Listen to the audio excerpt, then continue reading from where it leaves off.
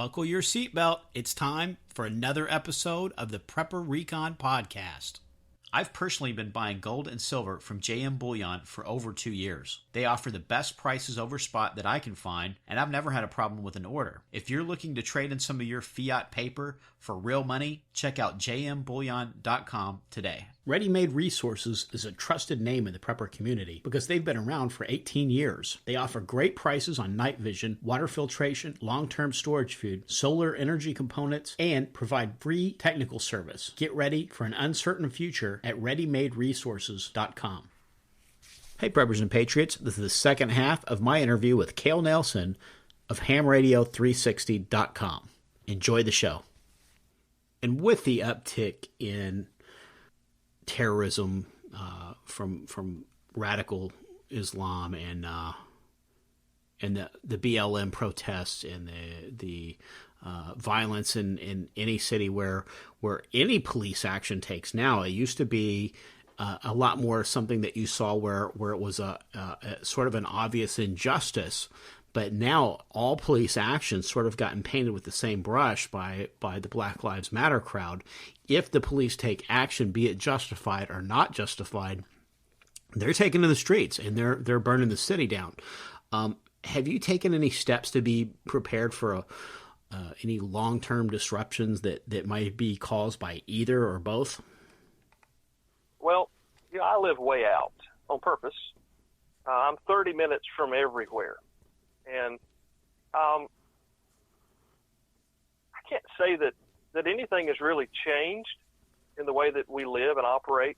My wife does have to drive into work and drive back home in the afternoon, the evening.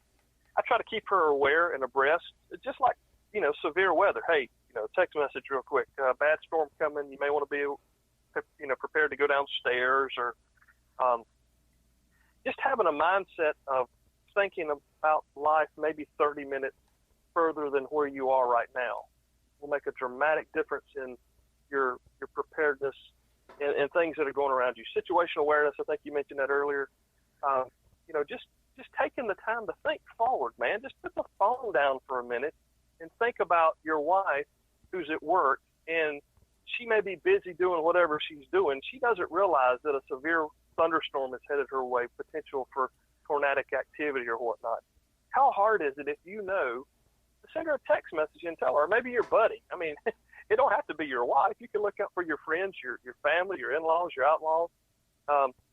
Just kind of thinking forward. That's all it takes. It's just a little. If X happens, how can I make Y easier to deal with? Whether it's insurgent terrorism or whatnot, just thinking ahead, I think, is like G.I. Joe used to say, knowing is half the battle. Well, that's kind of knowing. Yeah. And are you concerned about the economy? Zero interest rates have forced retirees to chase gains and bloated stock market. So do you see that as any type of a systemic threat? Well, I think our economy's gone. I don't know that it can recover, honestly. And I'm not one of these doomsday guys. I mean, really, I'm not. I'm a stay-at-home dad. I got a bunch of kids and love them all, and just look forward to being a granddaddy one day. And I mean, my youngest daughter's 4, so I've got a long way to go. But that's my future, my hope. That's my desire to see come to fruition. But man, I tell you what, you read any of the major headlines, and it just you're left scratching your head. How in the world? From a personal note, I mean, back in 2008, we had a boom in business. We had money, we could get money, and we spent money. And when it all stopped, it got really hard to survive, to the point that, you don't have that car anymore, or you don't have that house anymore.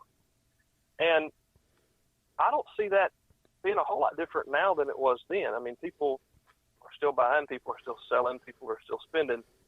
But as I look around, I don't see people spending the money that they spent before. I've got a really dear friend who owns a trucking company, my farming mentor, if I've got one. And he told me the other day, he said, we've had to have pay cuts across the board. This is an 8 or 10 employee business, very small business compared to a trucking company. He said, we all had to take raises or we're going to have to lose our job, or we had to take pay cuts or we're going to lose our jobs, no more raises. And he said, we're working this thing day after day. And the reason they're not making any money is because nobody's buying anything. And when people don't buy anything, there's no reason to move it. There's no reason to put it in the truck. You don't need to take it off the boat. You don't have to put it on the truck. You don't have to deliver it because nobody wants it, because nobody can afford it. So, I think the interest rates are ridiculous. These car commercials you see when you're watching preseason football, it's 5 years, 0 interest. I remember when that was awesome. Now it's it's the norm. You even see Honda Motor Company doing it, which was unheard of. Toyota does it as well. And I can remember a time when the American car dealers were begging people to buy their cars and offering 0 interest 72 months, and Toyota and Honda would never flinch. They never took the bait on that. Now, to me, just an indicator, now they are. And car sales are down. I think that it was just, I can't remember where I heard it yesterday, but someone was talking about how the big three are hurting, of course. And that's just one indicator. Don't be fooled, folks. The times are changing on a lot of different levels. And, you may want to be thinking about how you're going to handle the next 30 minutes if things change real quick. Yeah, very, very good advice. And you mentioned that you guys had to do some significant downsizing in 08. Do you still live with that in mind of being on a budget and having a whatever cushion you can put to the side in case something like that happens again? Well, since that time, we've been basically forced into that. We had to learn to live differently. I remember growing up, your dad told you, go to school, get a good job, buy a house, buy a car, buy a TV. And they were kind of setting you up for that. To buy a house, well, you don't have cash to buy a house. You got to get a mortgage, and nobody has cash to buy a brand new car, so you have to have a car loan. And you can't buy a new TV because you don't have that money, so you have to put that on the store credit card. And 90 days same as cash, and that was just how we were raised. Mark, you and I are close to the same age, and I can't raise my kids like that because I can't live that way anymore. I mean, I don't want to. It was almost like leaving Egypt. 2008 was kind of our leaving Egypt moment, and we've made great strides to live different since then. And we get caught up in stuff and fail all the time. We're human, but we cannot afford to be saddled that way again, and we refuse to. Whether it means we have a prepaid phone that costs $119 to buy a new one versus having a monthly phone bill of $350 for the family, and everybody has a new iPhone 7 or whatever is out now, and they're $700 a piece and they're $25 a month. And sorry, I'm over that, man. I'm 42 years old. I'm nearly bald-headed. I'm overweight. I'm working on it. My truck's got 330,000 miles on it. I don't care. My wife loves me. My children think I'm awesome. And no new television. I just bought one, but no bigger television, no new truck, no Mustang GT, no new toys, no big satellite dish picking up all the channels. That's not going to impress my kids and my wife. And I'm over trying to impress anybody else. So I got over myself and trying to live differently. Hey, man, that might be some of the best advice we've had on this show this year, right there. That might be the new show opener. That's just fantastic advice right there. Well, I appreciate this format, because on my shows, I don't talk about this stuff. And it's not that I don't believe it. It's just this is not the topic of my program. Now, I do have a new show starting probably September, October. It'll be a whole different show, Modern Christian Men. It's a podcast about men's ministering to men, whatnot. But this kind of stuff, it's near and dear to me because I've lived it. I'm on the other side of it, and I've got friends. I see friends make these new car decisions, make these. Man, I tell you what, the biggest mistakes I've ever made financially have been brand new cars and brand new Harley Davidsons, and I don't have any of them to show you the mistakes I've made, except maybe some pictures. But those financial mistakes, just out of pure ignorance, trying to keep up with the Joneses, thinking I had to have the new car smell to be happy, all that stuff, it just enslaved me. The Bible says it. The lender rules the borrower. He's the master. The other's the slave. And that's the truth. Of course, it's the truth that's in the Bible, but I've lived it. I don't want to live it anymore. I'm past it. I'm over it. And I'm happy. Yeah, it would be difficult for me to ever see myself buying a brand new car and taking that initial depreciation of driving it off the lot. I mean, I could be a billionaire, and I just don't think I could make my mind do it. I mean, come on, just set $4,000 on fire. I mean, because that's all you're doing. It's gonna vaporize. Yeah, at least $4,000. Now, Zika only seems to be a major threat for pregnant women, but do you see any lessons for future outbreaks in the rate that it's spread through Florida? You know, I listen to another show as well, the No Agenda podcast. I don't know if you've ever listened to Adam and John, but they talk about Zika a lot. And Zika's kind of an outgrowth, in their opinion, and it makes sense to me, about it's kind of an outgrowth of the Ebola crisis that we all were afraid, scared to death of not too long ago, that kind of went away for some reason. Follow the money kind of a thing. I don't want to get in, I don't spill the beans on their ideas, but you can check them out. I think it's noagenda.com or something. It's a good show. But past that, I think there's always something out there that's dangerous, whether it's a crazy disease or if it's a maniacal person with a weapon in the shopping mall. It could be ISIS or somebody wanting to harm someone. I think that we have to put our armor on every day and prepare for something like that. We're going to take a quick break, and we'll be right back. Katie Armor offers affordable body armor, including level 3 trauma plates made of AR-500 steel. They can endure multiple rounds from pistols and rifles up to 7.62 NATO. Order today from katiearmor.com. That's CATI armor.com. Following a crippling EMP attack against the USA, college student turned survivalist Danny Walker finally makes it to his secure rural location. No sooner does Danny arrive than he is given another petrifying prophetic vision of the chaos still to come. The country has been brought to its knees, and the thin veneer of civility has been torn to shreds by the savagery lurking just below the surface. Danny has survived the EMP, but will he live through the most vicious era in U.S. history? Buy Ichabod, Book 2 of 7 Cows, Ugly and Gaunt, from Amazon.com today in Kindle, paperback, or audio edition.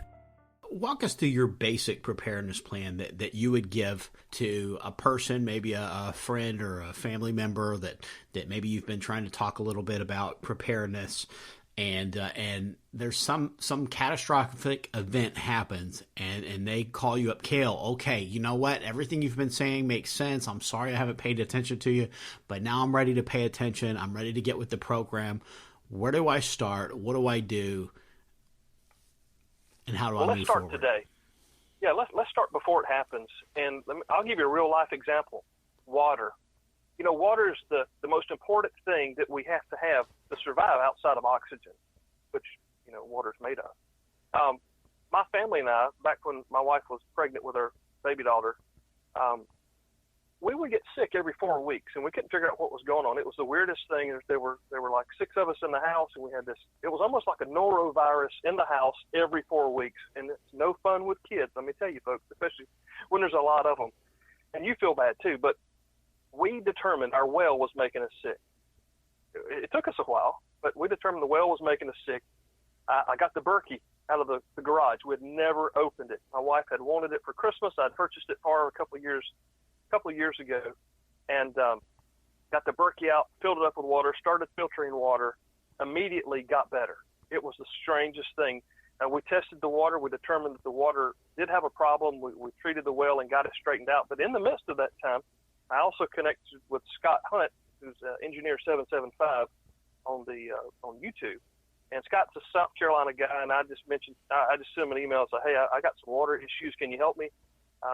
He suggested a Dalton whole house water filter, which is like a Berkey under the house. It's a really cool deal. It's about $200, and it's well worth the money, because not only are we filtering our water in the kitchen with the Berkey all the time, that's all we drink pretty much is water in the house. We might get a Coke or a tea because we know they're terrible for us when we're out somewhere, for dinner or whatnot. But here in the house, we drink filter Berkey water that's been run through the Dalton first.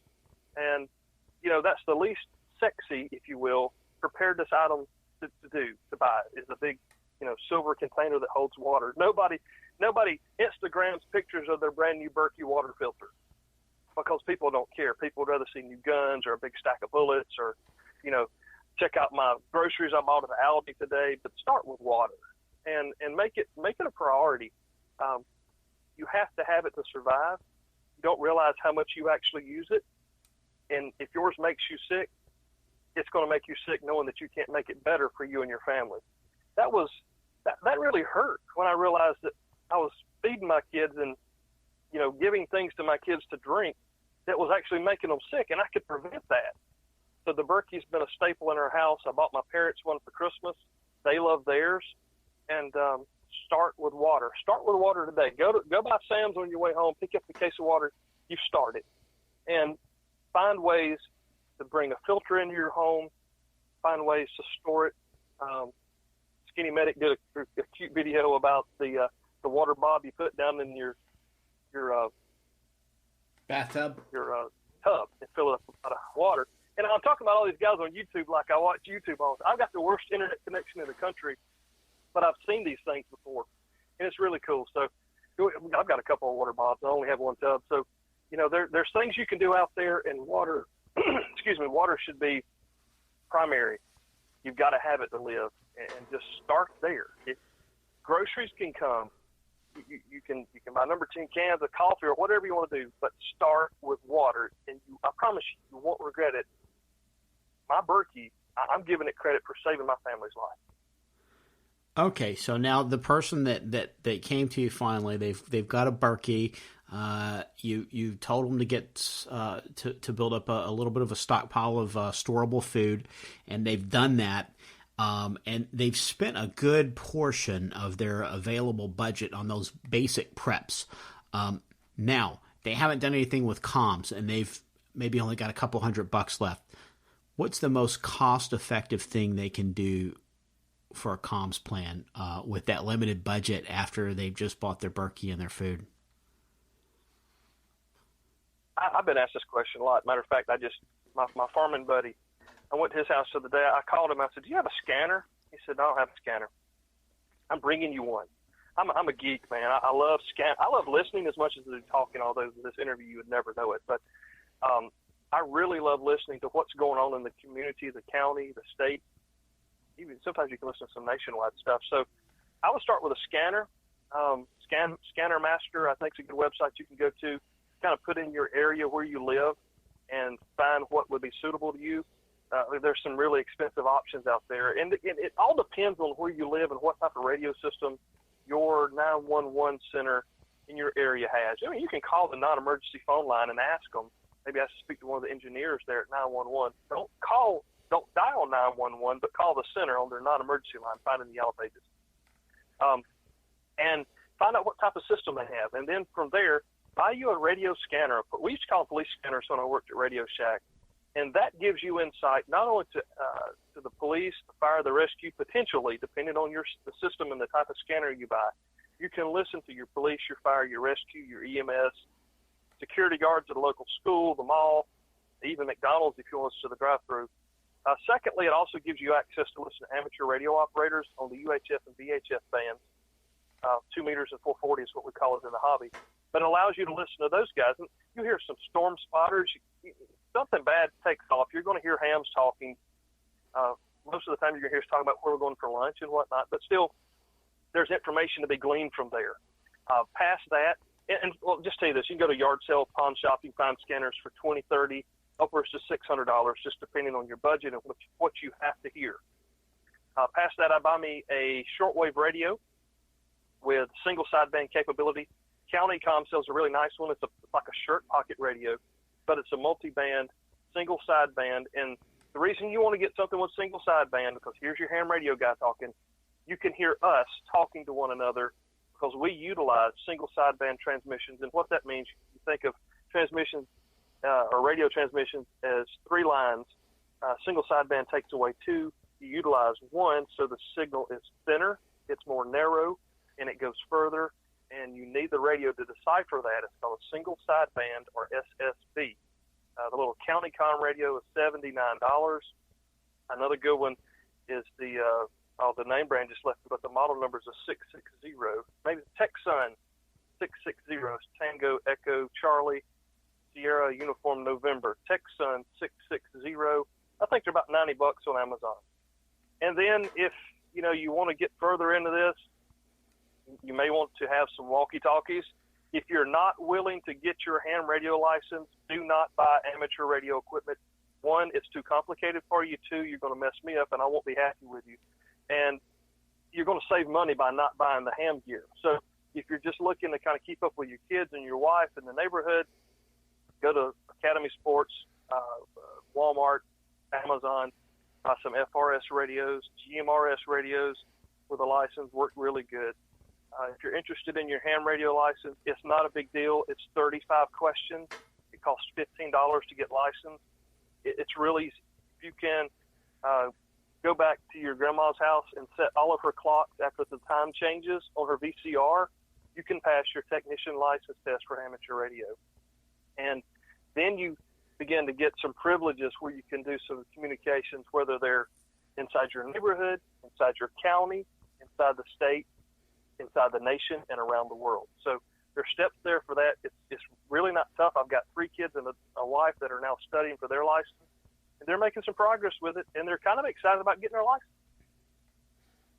Very cool. And then there's some texting email programs as well that can be used with ham. Is that right? Can you talk to us for maybe just a couple of minutes about Winmore and PSK31?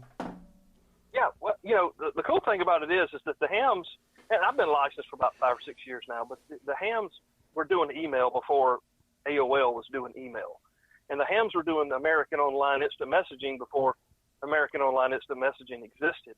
And they were doing it before the internet was created, or the internet was created by then. But what I'm saying is they weren't utilizing that. They were doing radio to radio communications, text messaging, email, bulletin board services. It's all out there, and it's available to amateur radio operators. It's a very minimal expense when you kind of think about the capabilities you're given. Again, I'm going back to YouTube. I'm not a YouTube guy. This is so funny. Comms Prepper, a friend of mine had sent me a link to, he's got a new series that he's doing about what's called packet radio. And it's basically sending instant messages or email over the radio. No internet connectivity required. And the cool thing about that is that in times of an emergency, say down at Louisiana right now, in the middle of all this flooding, say someone doesn't have an internet connection, but they have radios that they can operate with the proper equipment. They're able to send emails, text messages, site reports, conditions and whatnot over radio waves to another computer that's connected to a radio.